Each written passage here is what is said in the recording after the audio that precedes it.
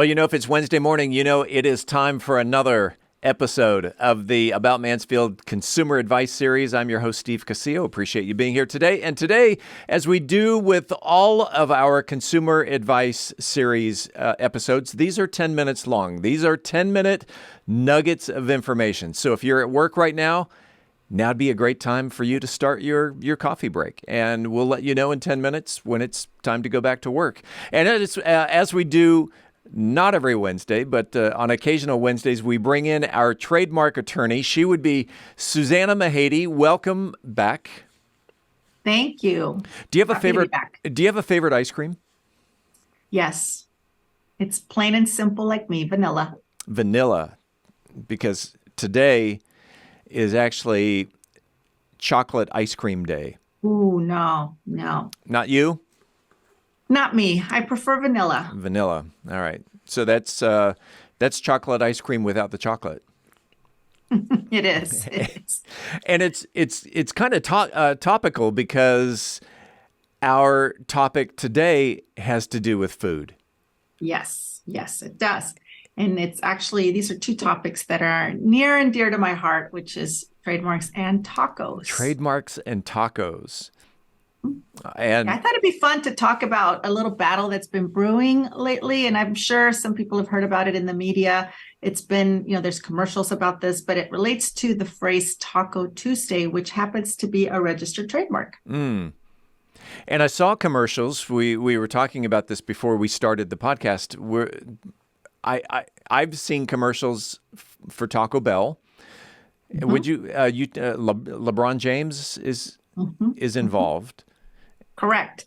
Yeah. Taco Bell is actually launching this campaign to try to get Taco Tuesday's registration canceled so that it could be used by anyone and everyone.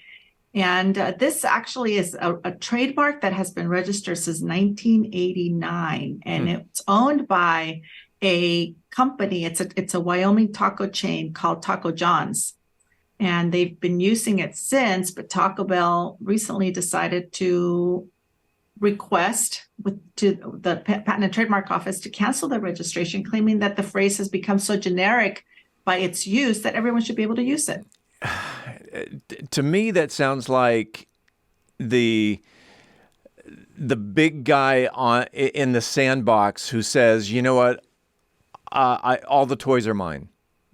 And I'm going to change the rules because I'm bigger than you. Mm-hmm. Is it doable? It's definitely doable. I mean, Taco Tuesday has grown in cultural popularity. I mean, it's this cultural phenomenon. I mean, everybody uses it, food trucks, restaurants, and so on and so forth. And so this is another important lesson in enforcement, right? It's like we talked about this with the Super Bowl. And how, a lot of these words that are used for Super Bowl parties and all of that, those marks are very protected, and people will get, cease and desist letters if they're using that term without permission. But here you've got, this small taco chain in Wyoming that's, trying to fight back, and they are fighting back. The owner said that it's, that Taco Bell is bullying them, but they're not gonna give in. And so they started promoting their own Taco Tuesday deals, started their own campaigns just to show that they're still using their mark. But the CEO of Taco John's actually issued a statement, and he said, we're lovers, not fighters. And they just accused Taco Bell of being bullies. Yeah. Well, and I'm wondering how, because aspirin was a trademark, Kleenex still is a trademark, but everybody says, instead of, can I have a facial wipe, can I have a Kleenex? Right. And right. That you had talked about the oversaturation of terms that they eventually become generic terms. And so what is the process? Or let's say Taco Tuesday, the Taco John's loses their trademark. How does that fall from a trademark to a generic term? Well, it's, it could lose its distinctiveness. Basically, that's what happens when a trademark or a name is used so much that the mark just loses that distinctiveness, and the trademark office could cancel a registration if it finds that it's just so well known or so there's such widespread use that it does not have a distinctiveness that identifies it to that owner or that brand, that Taco John's specific brand. Okay. So it could happen. Right now it's it's going to be decided by the Patent and Trademark Office, and it's something that was just filed several weeks ago. So Taco John's has an opportunity to respond, and we'll see what comes of it. It'll be interesting to follow. If you were a betting person, what do you think the outcome would be? Well, I suspect that Taco Bell has a lot more money to fight this than Taco John's. And so unfortunately, that could come into play. They hire the big guns and they have the resources to be able to put up a big fight. Obviously they launched this campaign that they call the Liberation of Taco Tuesday and hired LeBron James to do these commercials, and they're actually very funny. I mean, if you watch this commercial, if you haven't, you probably can you look it up on YouTube. But he gets bleeped out every time he says Taco Tuesday, and that's got to cost a lot of money, and you just never know what will happen with the litigation that follows. And so the advice to the consumer, if the consumer is looking at creating a trademark for their business, or if they already have a trademark and there is the possibility that term could go into a generic term, what's the advice for the consumer? Well, you just really have to protect it. I mean, it's almost like, especially something like Taco Tuesday. Protect it like a family recipe. Make sure that it's registered and make sure that you're enforcing it. Anytime that anybody uses it, then you have to be, proactive in making sure that people know that this is not permissible. It's registered, you're using it and you own it and you're protecting it. So it's unfortunately, it is a difficult thing to do when you're fighting these big corporations, but you just have to be diligent in making sure that you are protecting your brand.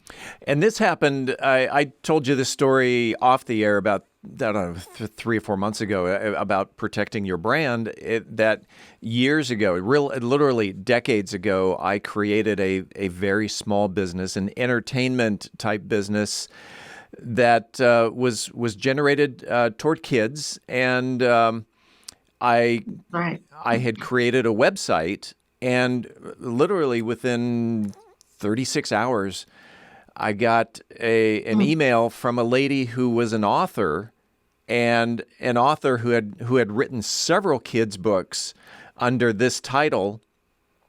And she says, hey, she was very nice about it. Hey, before you hear from my attorneys, I thought I would just reach out to you and say, your business name is trademarked elsewhere. And so she was enforcing her own, as you said, family recipe.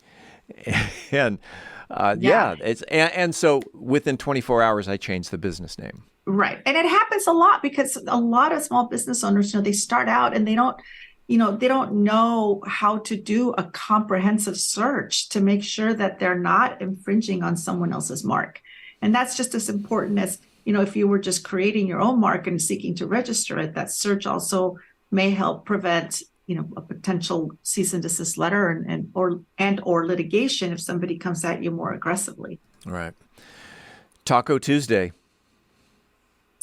Taco Tuesday. We'll see what comes of that. Today is Chocolate Ice Cream Wednesday. Yeah. So it's one of the things, just a quick little aside, is the petition that the Taco Bell filed is actually very humorous. Like, they put a lot of humor in it. And it begins with, people like tacos on Tuesdays. They just do. It's even fun to say Taco Tuesday. So they claim that the phrase should belong to all who make, sell, eat, and celebrate tacos. There's a restaurant. There's a restaurant that's within walking distance of my house, and they celebrate Taco Tuesdays. And I'm sure probably most Mexican food places have a Taco Tuesday Yeah. special, or, they, especially Cinco de Mayo, you see Taco Tuesday things referenced that week all the time. Susana, if someone wanted to reach out to you, if they wanted more information about whether it's tacos and Tuesdays or vanilla ice cream or trademark law in general, how can they reach out to you? They can find me through my website, which is www.mahadylaw.com. You can also reach me directly through my email, which it's smahady, SMAHADY at mahadylaw.com. That's Susana Mahady, and your 10 minutes is up. It's time for you to go back to work. Your coffee break is over. Susana, I know we don't do this every Wednesday, but the next time we get together, we will share another 10-minute nugget of information. Sounds good. I'll be here.